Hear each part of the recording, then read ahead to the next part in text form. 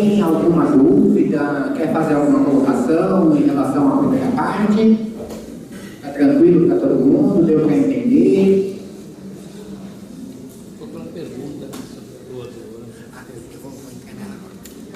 Bom, pessoal, agora nessa segunda parte, a gente vai tentar demonstrar um pouquinho como que funciona todo o processo orçamentário através também dos números.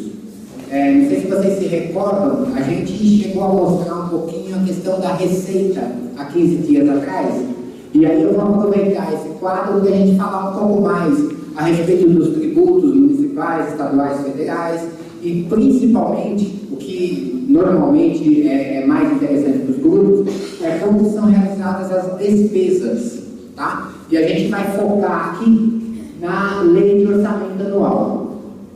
Então, a primeira coisa importante a saber é que a LOA, conhecida como LOA, a Lei de Orçamento Anual, a gente já comentou e é bom frisar sempre, tá? Essa parte aqui de baixo, que ela, tudo o que tiver na LOA tem caráter autorizativo. O que significa? Significa o seguinte: se o prefeito ou a prefeita quiser fazer qualquer tipo de construção, de serviços, qualquer realização dentro do orçamento público, se não estiver constando na LOA, que é aquela partezinha de cima ali, ó, nenhuma despesa pode ser iniciada se não constar na LOA. Ou seja, obrigatoriamente, tudo que o governo, que o executivo for realizar, tem que constar na LOA. Porém, não é porque consta na LOA que vai acontecer. Esse é o primeiro ponto importante para a sociedade saber, porque normalmente o que acontece? Quando está se elaborando a lei, normalmente os candidatos falam: olha, a gente vai colocar tal, vamos fazer a construção, vamos fazer a reforma, vamos fazer a estrada, tá. Depois realmente aparece alguma coisa relacionada a isso na LOA. Porém, só aparecer não é suficiente, tá? Como a lei é autorizativa, não vai funcionar só estando na lei. Ela precisa ser executada. Porém, o processo orçamentário no Brasil, ele não tem sanção. O que acontece? Legalmente, se está na LOA e o prefeito ou a prefeita não cumpriu, ele não vai sofrer nenhuma penalidade simplesmente pelo fato de não ter cumprido. O que muita gente não sabe é que o fato de estar na LOA, mesmo a LOA não sendo obrigatória, em alguns casos, o governo passado e também o governo da Marta, eles responderam a algumas ações legais por conta de não cumprimento do que constava na Lei de Orçamento Anual.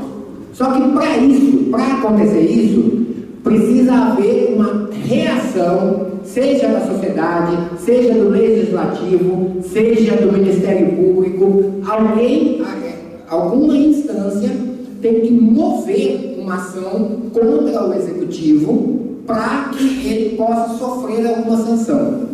A LOA simplesmente dada, se ele não cumprir, não vai acontecer nada com ele, tá? E aí, dando um pouquinho até para depois responder a questão do Esquerda do Mundo, o projeto de lei, ele tem que ir para a Câmara até 30 de setembro e tem que ser aprovado até a última sessão do ano. Normalmente aqui em São Paulo, já aconteceu várias vezes, da lei ser aprovada no dia 27, 28, 29 de dezembro, por volta de 1, 2 horas da madrugada. Ou seja, a gente fala em participação, mas quem aguenta começar uma sessão 3 horas da tarde e acompanhar essa sessão até 1, 2, 3 horas da madrugada? É muito difícil a participação. Por que eu estou colocando isso? A gente fala de participar, mas a gente sabe que existe muita dificuldade para isso. Porém, o que pode acontecer? Já aconteceu quando tinha o orçamento participativo. A sociedade pode se revezar e pode ter grupos constantemente em vários períodos para fazer esse tipo de acompanhamento. Eu sei que é difícil, mas é possível.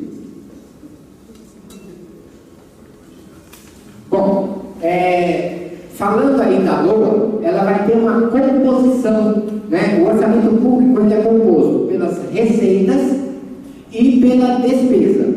Na receita, né, ela vem de tributos arrecadados pelo Poder Executivo, e esses tributos, todos eles, tanto para o governo municipal, quanto para o governo estadual, como também para o governo federal, está definido na Constituição Federal. Tá? Os artigos 145 ao 162 definem todos os tipos de tributos e quem é responsável pela cobrança ou pela gerência desse tributo. Aí, quando a gente fala tributo, né, o que é tributo? Então, a gente tem várias formas de tributos.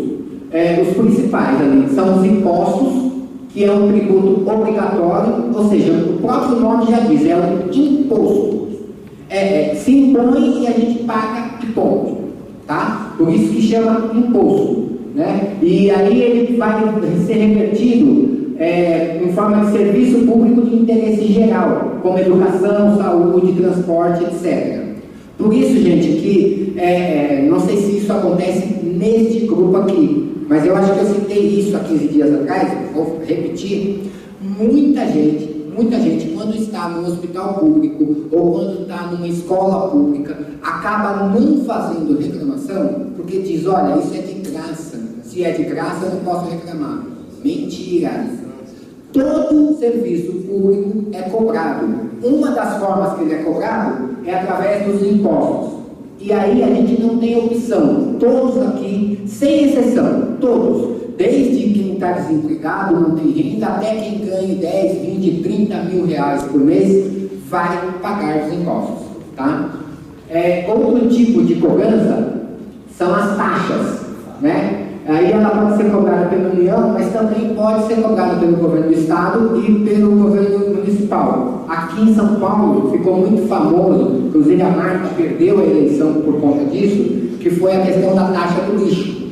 Então, as taxas, elas parecem que não, mas elas são muito importantes, né? E como que acontece as taxas? Elas são cobradas pela prestação de algum tipo de serviço específico. Por isso, o que a Marta tentou fazer, de forma correta, tá? Eu não vou entrar aqui no mérito, mas a forma era correta.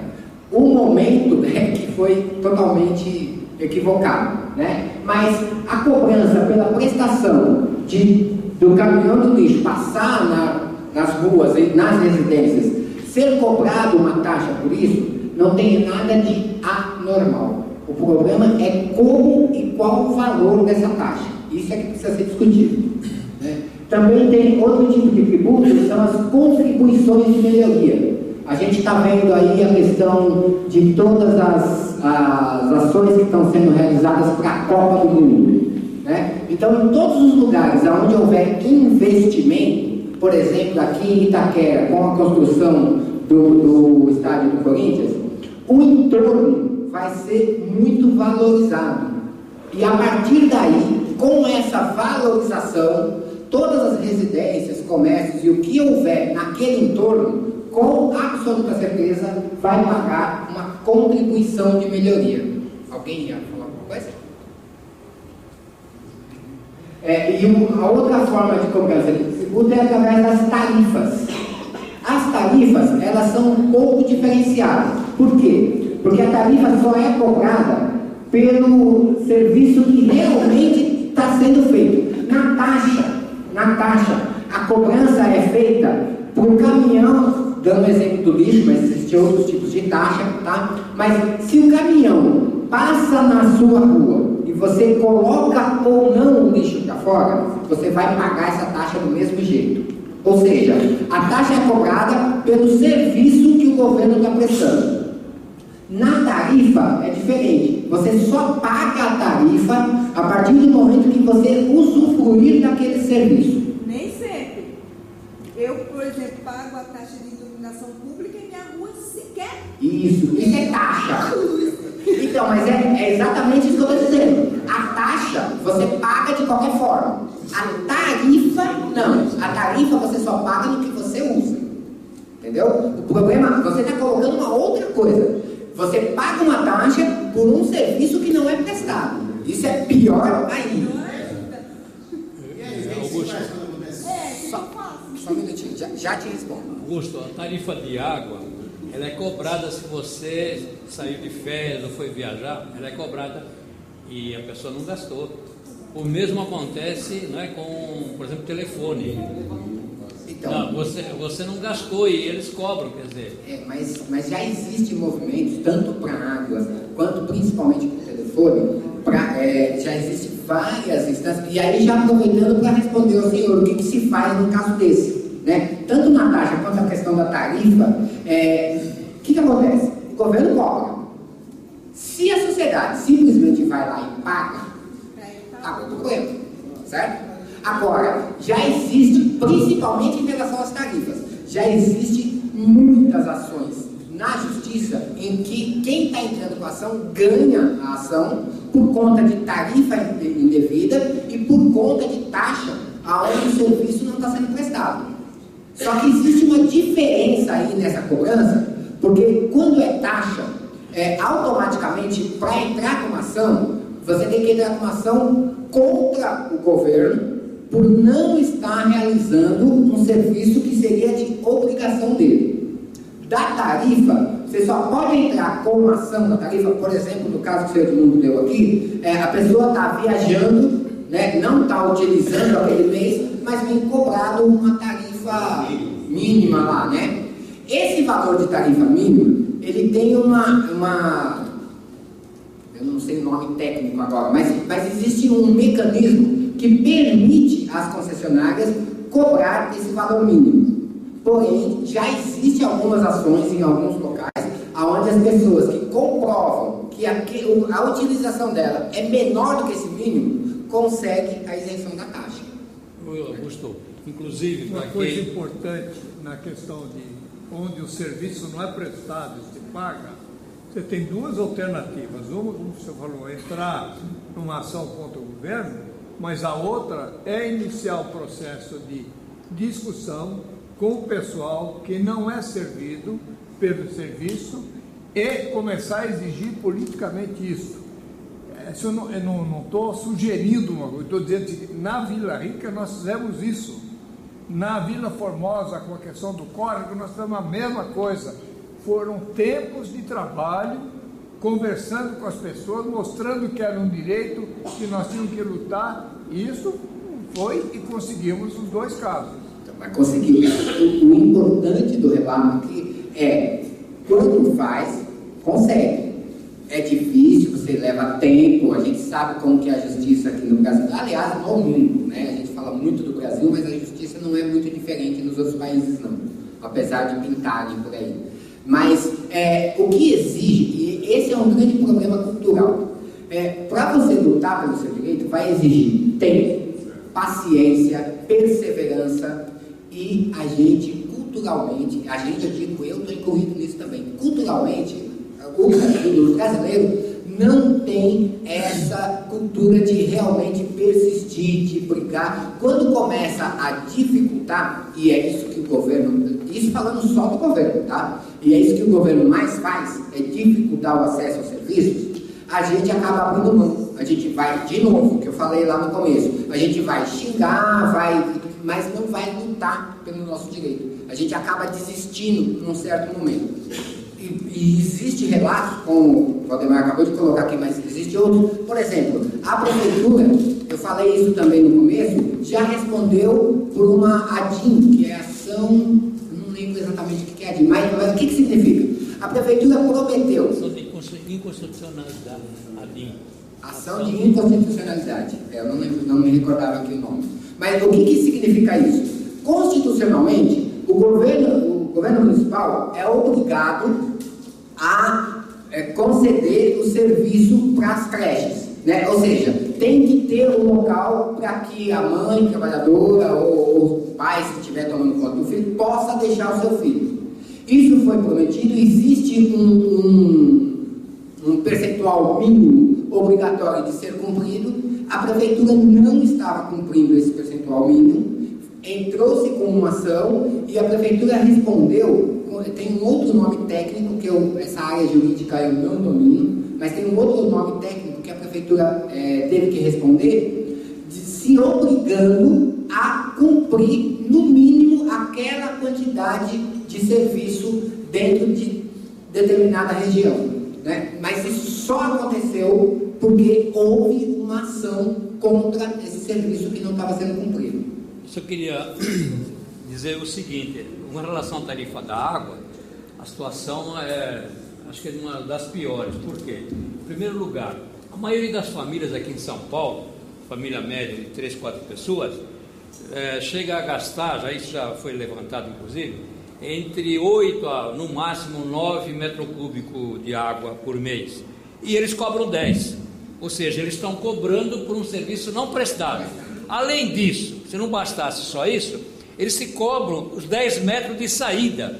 E o mais absurdo é que cobram então os 20 metros mesmo quando você não está na casa.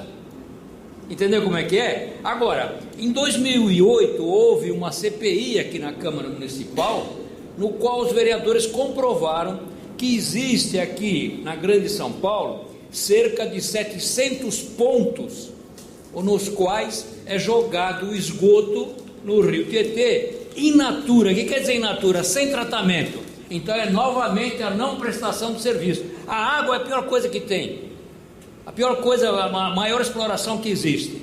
Você não gasta 10 metros cúbicos, e nesse tipo está propaganda na televisão, olha, economize água, não lave o carro, etc. Porque quanto menos você gastar, maior é o lucro da Sabesp. No fundo é isso. No fundo é isso. E depois você cobra uma água que você não sabe se saiu 10 metros para esgoto. E não faz o tratamento do esgoto. Porque 700 pontos, onde você joga no rio Tietê o esgoto in natura, mostra que não há prestação coisa nenhuma. E isso não está quase privatizado. O Alckmin só tem menos de 1%. O Estado tem 50, qualquer coisa. Não chega nem mais a 51. Entregou tudo para os particulares. Então, o presidente deu uma palavra, eu não me recordo dessa palavra. É a mesma coisa na eletricidade. Então vai uma doutora abastecer o bairro. O hidrômetro lá, ele acusa uma quantia que você gastou. Mas na doutora entra outra quantia.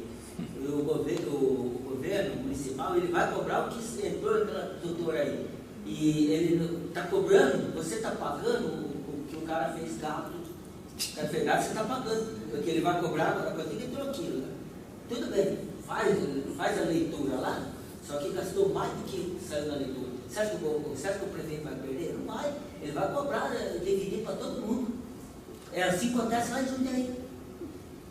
E você paga água para a cara que faz gato, você paga energia para a cara que faz gato. A gente paga são dois, tanto água quanto energia elétrica, são dois pontos muito nevrálgicos. A água, principalmente, é algo que passou da hora de haver uma discussão mais séria quanto ao tratamento. O senhor Edmundo está colocando aqui, não sei se todos sabem, mas em São Paulo é cobrado tanto a água quanto o esgoto. E a cobrança é exatamente do mesmo valor. E aí é o que está se colocando aqui. Está se cobrando, primeiro, por uma quantidade de água que você não usa, e segundo, por um serviço que não está sendo colocado. E aí na energia elétrica, aqui em São Paulo, a gente já teve várias residências. O que acontece nos bairros? Existe, principalmente, eu moro no Amelino Matarazzo, já é uma parte mais periférica. Mas de Amelino, mais para fundo, São Miguel Paulista, Itaim Paulista, próximo de Ferraz e Vasconcelos, existem muitas pequenas empresas, mas empresa fundo de quintal mesmo. Só que elas utilizam máquinas que são monstruosas. E essas máquinas arrebentam com a energia das residências. Por quê? Porque se a Eletropaulo não faz o trabalho correto de colocar lá o transformador específico para aquela máquina, o que acontece? A máquina está puxando energia que deveria ir só para a residência. Aí existe caso, isso na minha rua aconteceu, casos de pessoas perderem geladeira, perderem televisão, pessoas que têm família com pessoas com diabetes e que dependem da geladeira e não ter outra, e simplesmente não conhecer e não saber como ir atrás e fazer alguma reclamação. Agora, isso foge um pouco, gente, da questão do orçamento público, tá? Nós já estamos entrando numa outra seara que não é o orçamento público que vai resolver aí, tá bom? Bom, vamos lá. Aqui a gente viu lá quais são os tributos, e aqui a gente tem esse quadrinho onde mostra quem vai gerenciar esses tributos, quem vai gerenciar a cobrança, a isenção, se aumenta ou diminui. Por exemplo, aqui, por conta da crise mundial, da crise econômica mundial, o governo do Brasil reduziu o IPI a 0 para veículos. Também existe uma campanha aqui no Brasil já há muito tempo para a questão da linha branca, geladeira, fogão e tal, né? Que isso tudo tem redução de IPI. O governo só pode fazer isso porque o IPI é de responsabilidade do governo federal. Então, dentro da Constituição, naqueles artigos que a gente mostrou, vocês vão perceber quem vai gerenciar. Então, o município, ele vai sempre vai fazer todas as ações em relação ao IPTU, ao ISS, que é imposto, o IPTU é Imposto Territorial e Predial Urbano, ISS, que é o Imposto sobre Serviços, o ITBI, que é Imposto de Transmissão de Bens Intervivos, que é exatamente na venda, compra e venda de propriedades, né? Então quem vende uma casa quem vende e quem compra vai pagar o ITBI.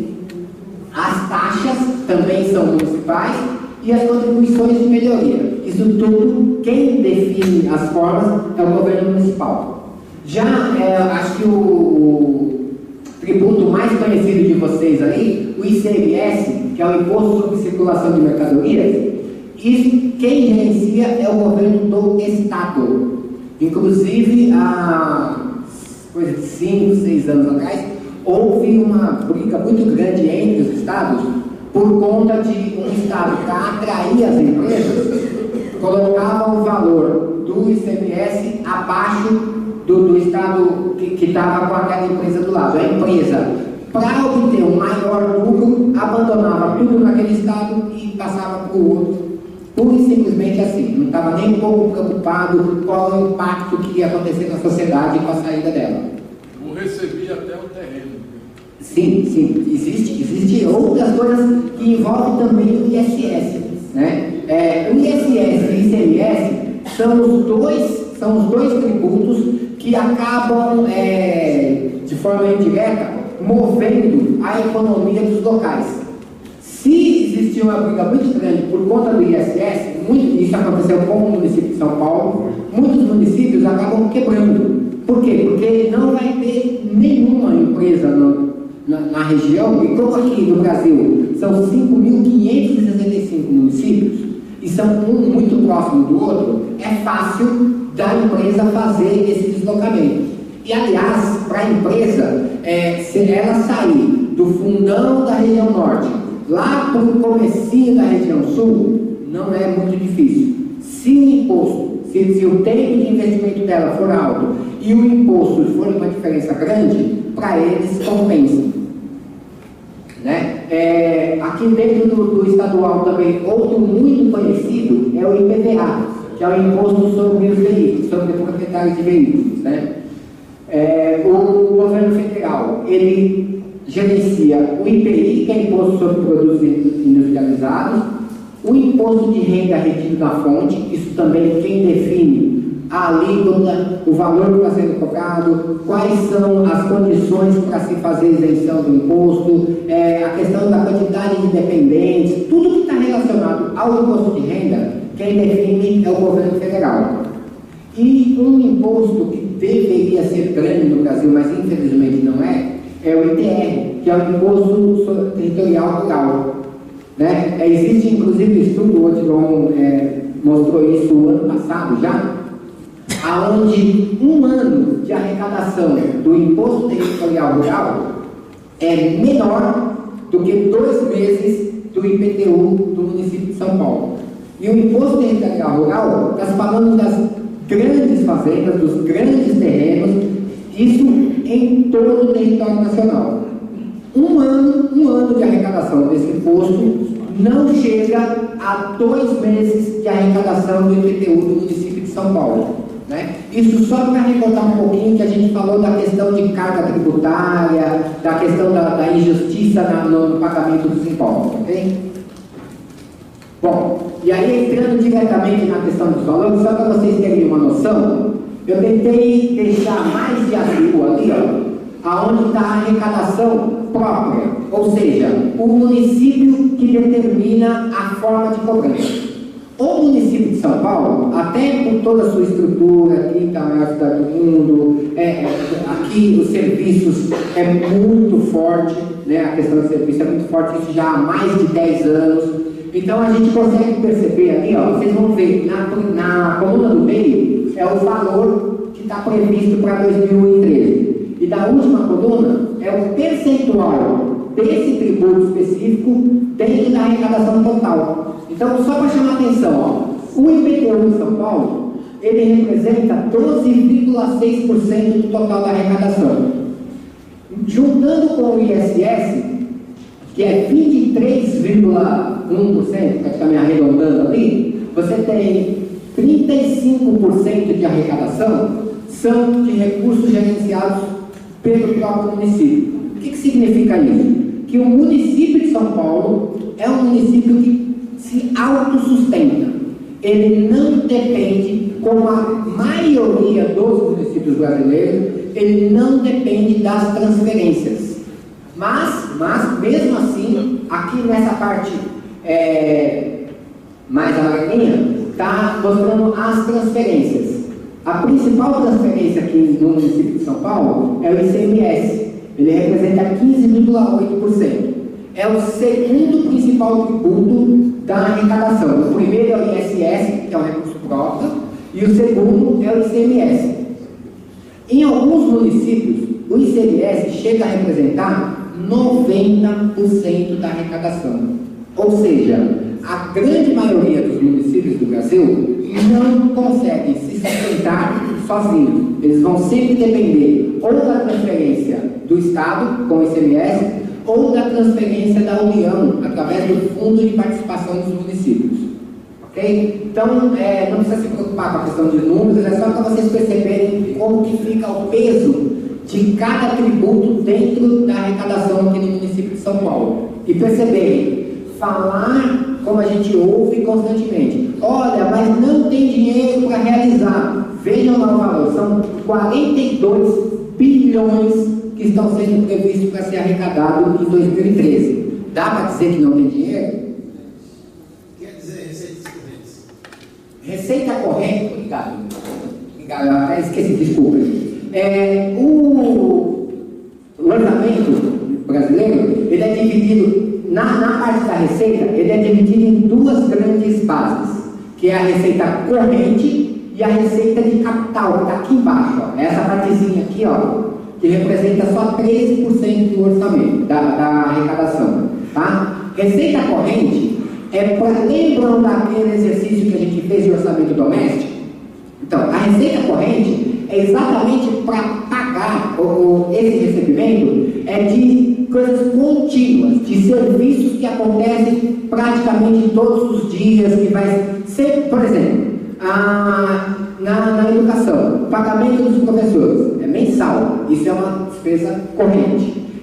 Na saúde, o pagamento do programa Saúde da Família, dos funcionários que fazem parte do programa, é um pagamento mensal, ele vai entrar dentro do corrente. O ISS, voltando aqui para a receita, o ISS é um imposto que você vai pagar todos os anos. Todos os meses, você vai ter uma divisão, qualquer tipo de serviço.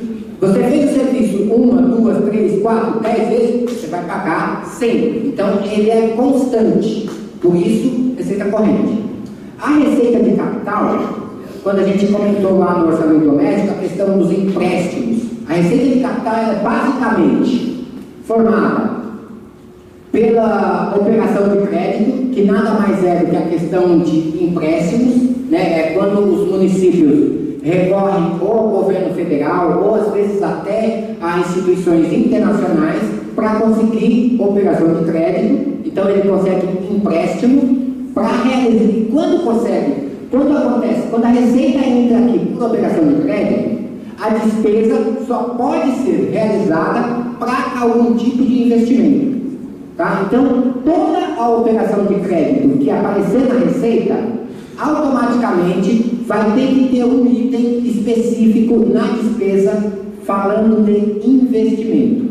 E aí já é questão de capital. E também alienação de bens. O que é alienação de bens? É a venda de alguma propriedade do governo. Por exemplo, o Pacaembu, ele foi colocado há muito tempo aí que poderia ser vendido. Se isso acontecer, o Pacaembu é da prefeitura, né? A prefeitura já pensou várias vezes em repassar o Pacaembu para algum clube grande. Se isso acontecer, vai acontecer uma alienação de bem. A prefeitura vai perder um bem, né? E o bem, como é um imóvel, ele é uma receita de capital. A prefeitura tem uma frota muito grande de veículos, caminhões, veículos pesados. E aí o que acontece? Esses veículos, com o tempo, vão perdendo a consistência e acabam sendo leiloados. Quando se leiloa algum veículo, ele entra na alienação de bens. Tudo que é algum bem próprio do município que é vendido, vai gerar uma receita de alienação de bens. E vejam, ó, a receita de capital, ela representa só 13% do total da arrecadação. E a alienação de bens, o que essa gestão está pensando agora, a grande maioria dos recursos que vão entrar na receita de capital vai ser através de alienação de bens. Está vendo aqui, ó? Ela vai representar 6% desse total. Com um detalhe, aqui a gente está vendo só a previsão, não está vendo o que se realizou. Historicamente, principalmente aqui no município de São Paulo, a alienação de bens, ela entra com um recurso grande na previsão, mas normalmente não consegue se realizar. Então aqui está prevendo vender os bens. Se esses bens não foram vendidos, automaticamente a receita não entrou. E o que acontece normalmente, se a gente acompanhar a receita dos anos anteriores, vocês vão ver que o valor previsto é grande, mas quando entra no valor realizado, ele cai bastante e fica muito pequeno. Só? Gente? Bom, vamos pular essa parte. O que a prefeitura está tentando vender? Eu não tenho esse dado. Eu posso. Tá. Na lei, na LOA, que é enviada para a Câmara, obrigatoriamente eles têm que colocar tudo que eles pensam em alienar. Então isso é fácil de levantar. Eu posso levantar e te passo depois para ele. Deixa eu te fazer uma pergunta. Por que esse nome alienação de bens? Ele vende mesmo ou no fundo continua sendo da prefeitura só com uso e frutos? Não, ele vende mesmo. Vende mesmo. Não é um espaço de ter cedido para você. Não. Aí é concessão. Existe muito espaço. A prefeitura costuma ceder espaço, principalmente para ONGs, para fazer serviços sociais. Você vê muito isso na assistência, na saúde e na educação, né? Mas aí é concessão. Então, depois de um tempo, a prefeitura pode retomar. É que as concessões normalmente são feitas por um período longo, de 5, 10, 15 anos. Mas não tem nada a ver com alienação. Quando faz alienação, a prefeitura, entre aspas, se livrou daquele bem. Ela passou o bem para alguém específico, né? Para uma entidade, para uma empresa. Aí é diferente. Pessoal, agora me assustou um pouquinho a questão do tempo aqui, só tem 5 minutos. Eu vou. Essa parte aqui era para tentar mostrar um pouquinho a tabela, explicar um pouco da questão do valor orçado, valor empenhado, liquidado. Eu vou só falar, não precisa passar não. A execução, a gente viu até agora a questão da elaboração do orçamento público. E lembra que eu falei da questão de ser autoritativa. Então é muito importante que a sociedade acompanhe a execução. E aqui, a gente viu lá a questão da receita. Como que se acompanha a receita? Acompanhando o boletim da receita, saber se o que está sendo previsto mês a mês está entrando ou não. No município de São Paulo, já há uns 3 ou 4 anos, a receita costuma ser maior do que o previsto. Eles arrecadam mais do que prevê, né? Com exceção de 2009, 2010, até por conta da crise econômica. Aí na despesa tem uma diferença, e vai responder um pouco a pergunta do seu Edmundo, quando ele falou que o CASAB, no último ano de gestão, enviou um projeto de lei que se transformou em lei agora para 2013. O Haddad, que assumiu a gestão, ele pegou uma lei que foi feita pelo seu antecessor. Isso pode ter um problema sério na questão de pensar lá no programa de metas e no seu planejamento. Cada gestor tem a sua forma de planejamento. Porém, a LOA, dentro desses dados, na questão do valor orçado, atualizado, empenhado e liquidado, ela permite ao prefeito ou à prefeita fazer o que se chama de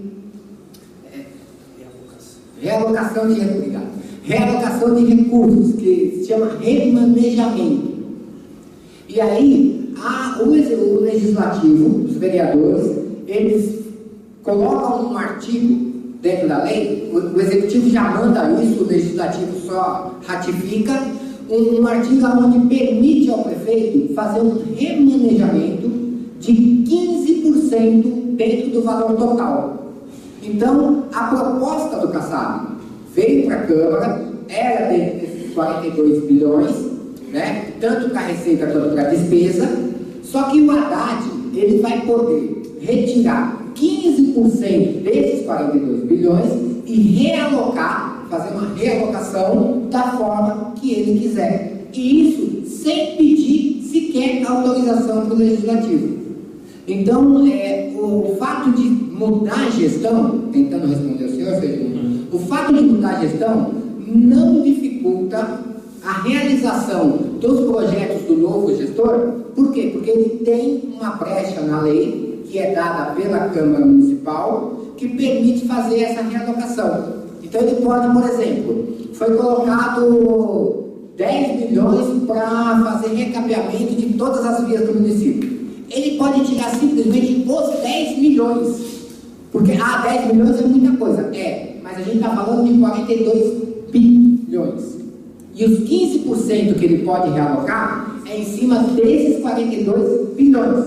Então ele pode simplesmente acabar com o recurso que está lá para recapeamento asfalto e passar para uma construção específica, né? Até o limite de 15% ele pode fazer isso. Então ele pode gerar, isso é um problema para a sociedade, porque lembra, a lei é autorizativa. Então se está lá a construção do hospital, se está lá a qualificação de profissional do magistério, e ele não quiser fazer, ele pode remanejar e isso não vai acontecer. Tá? Eu vou tentar passar só 2. Se vocês tiverem dúvida dessa questão, eu estou à vontade, vocês podem mandar e-mail, conversar, que não vai dar tempo da gente falar, eu queria mostrar um pouquinho os números. Eu queria mostrar para vocês um pouquinho, eu tentei levantar os dados também da cidade de Guarulhos e de Jundiaí, mas acho que não vai dar tempo de falar deles, tá? Você está mostrando pelo menos esse quadro aqui, que está mostrando a execução do orçamento, né, através dos órgãos. É uma das formas de acompanhar a execução orçamentária. E aí eu separei aí nesse quadro todas as prefeituras que fazem parte da região leste. Então vocês percebem aqui, que vou pegar só o primeiro lá, Subpenha, subprefeitura da Penha, ela teve em 2012 um valor orçado de 52,8 bilhões. Só que, por conta dessa realocação, desse remanejamento, o governo, nós estamos falando de 2012 aqui, tá? O governo retirou uma parte desse recurso e deixou a subprefeitura só com 41,8 bilhões. Desculpa, milhões. E desse valor de 41,8, só empenhou, que é a terceira fase da execução orçamentária, não sei se vocês lembram, a gente comentou, né? Só empenhou 38. E realmente assumiu que fez alguma dívida na liquidação no montante de 36 bilhões. Então percebam, uma coisa é a gente pegar o orçado. Agora, O orçado, você só consegue ter uma noção se o prefeito ou a prefeita está levando a sério aquilo que ele prometeu, a partir do momento em que o valor atualizado e principalmente o valor empenhado estão muito próximos daquele valor inicial. O que acontece? As grandes ações, seja nas subprefeituras, olha, se vocês repararem aí, ó, eu não coloquei uma coluna de percentual, mas se vocês olharem pelo quadro, pode bater as listas, vocês vão ver que praticamente todas perderam recursos. Então, existe, isso é de praxe, e principalmente porque não tem um acompanhamento, e aí não é só da sociedade, não tem acompanhamento do legislativo, não tem um acompanhamento do Ministério Público, não tem acompanhamento. Muita gente já ouviu dizer que o orçamento público é uma peça de ficção, mas ela é uma peça de ficção porque na verdade ninguém acompanha esses dados. Os dados estão aí, é fácil de ver, né? Se vocês olharem aqui, já te passo a palavra, se vocês olharem aqui, ó, o total para a região leste de 455 bilhões já perdeu aqui para 384 e foi realizado realmente só 326 bilhões. Aí no total da subprefeitura, se pegar as 31 subprefeituras, a mesma coisa. De 1,1 bi, ele só liquidou 889 milhões. Então, para essas coisas, o que acontece? Esses recursos são remanejados e vão servir para algum outro tipo de serviço, né? Então, as subprefeituras, pensando aí na questão de regionalização, tem dois problemas. Elas não têm autonomia para fazer os grandes serviços. Por isso, a importância do Conselho de Representantes, né? Para que se volte a ter, que o subprefeito volte a ter autonomia para fazer gastos em relação à educação, à saúde, à assistência social. Porque daí, esse valor aqui, mais do que triplica. Aqui só está colocado na subprefeitura o valor de zeladoria. É para poda de árvore, para recapeamento asfáltico, é uma coisa muito pequena, né? Só para pequenos serviços é que a subprefeitura realmente tem dinheiro. Se o movimento sair daqui e for lá brigar com o subprefeito por conta de que uma escola não está funcionando, que precisa de recurso, ele vai dizer, ó, vocês têm que ir lá na Secretaria de Educação, porque aqui a gente não tem autonomia para mexer nisso. E aí, eu particularmente acho que é extremamente importante uma cidade do tamanho de São Paulo ter uma autonomia muito mais forte dentro das subprefeituras, que é muito mais fácil da sociedade conseguir. A porta de entrada, o primeiro contato da sociedade com o governo é através das subprefeituras. Okay? Alguém ia perguntar alguma coisa? Você tem dois nem cá. Voltam para que ponto? Bem perguntado. Lembra, gente, a gente está falando aqui da execução orçamentária. Até aqui a parte da liquidação não entrou dinheiro físico. Não sei se vocês se recordam, quando a gente falou lá na sala, isso aqui é uma previsão de despesa. Então, o governo, no dia 31 de dezembro, quando a lei foi aprovada, ele previu gastar com as subprefeituras 1,1 bi. Só que e aí ele previu também a arrecadação naquele outro quadro anterior que a gente viu, de arrecadar aquele montante. Só que isso é uma previsão, não vai entrar no dia 1º de janeiro o valor, o recurso. A arrecadação do IPTU, do ISS, do ICMS, vai entrando mês a mês, semana a semana, quinzena a quinzena, semestralmente, dependendo do tipo de arrecadação. A despesa é a mesma coisa. O fato de prever gastar 1,1 bi não significa que ia gastar isso no dia 1º de janeiro. Ele vai gastar entre 1 de janeiro e 31 de dezembro. Aí precisa passar por essas fases de execução. Então tem que estar na LOA, é autorizativa, lembra? Se não tiver na LOA não pode fazer. Tem que manter o recurso, né? A atualização dele tem que se manter. E aí, lembra que a gente falou da questão da licitação? Tem que ter um empenho. Qualquer serviço realizado com os órgãos públicos tem que ser empenhado, senão o serviço não pode ser feito. Depois do empenho, a empresa ou a pessoa que realizou o serviço vai apresentar uma nota fiscal dizendo, olha, o serviço ou a obra está feita. Vai ter a liquidação. Só depois disso aqui é que vai para a contabilidade e aí vai ser emitida a ordem de pagamento. Aí sim é que o dinheiro específico sai da conta da prefeitura. Até aqui não tem problema nenhum entre 1,1 e 800, porque não entrou o recurso. Na verdade é uma produção. Vamos pensar na nossa casa. Eu previ que a minha filha fosse entrar na faculdade no ano de 2013. Então eu já reservei lá 10 mil reais para pagar a faculdade dela. Aconteceu um imprevisto, tá? Ela não foi para a faculdade. Aquele dinheiro eu vou usar, vou comprar um carro, vou reformar a casa. Não saiu dinheiro físico. O que aconteceu é que na previsão do que ia ser realizado, não se realizou.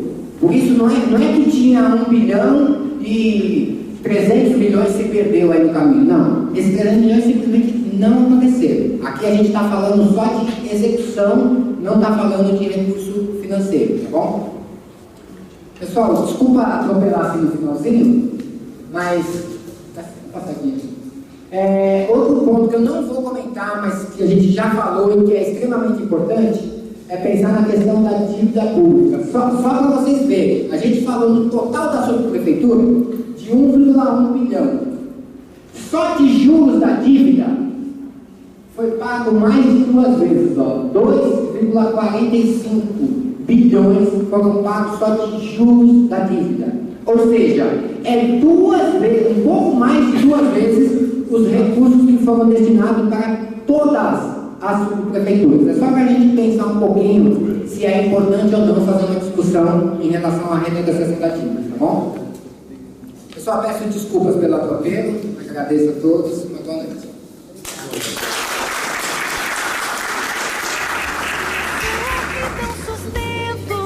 Trazei também vossa voz e todo anseio. Não quero ver-vos dispersos ao relento. Vinde, aprendei o caminho que é novo. É a casa do Pai a vossa espera.